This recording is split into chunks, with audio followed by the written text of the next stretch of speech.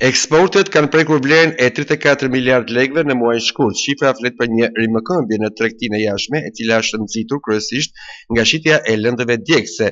Eksportet e mallarëve shënuan vlera pozitive në shkurt të këtij viti, duke prekur vlerën e 34 miliard lekëve, e cila përkon me rritje 4% në raport me shkurtin e kaluar, por ritmi i rritjes është ndikuar nga nafta, pasi prodhimi vendas në pjesën më të madhe të grupeve mallrave të eksportit ka pësuar rënje. Sipas Instat, rritja e eksporteve të lëndëve djegëse me mbi 64% në fillim të këtij viti ka arritur të mbulojë hendekun e rënjes në të gjitha grupet e tjera.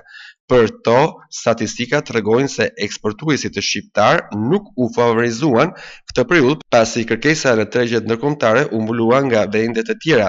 Në muajin shkurt, vendet më të cilat Shqipëria ka pasur rritje më të madhe të eksporteve janë Kosova, Greqia dhe Gjermania. Nga ana tjetër, importet e mallarëve ranë me 9% dhe arritën vlerën e 68 miliard lekëve në krahasim me një vit më parë.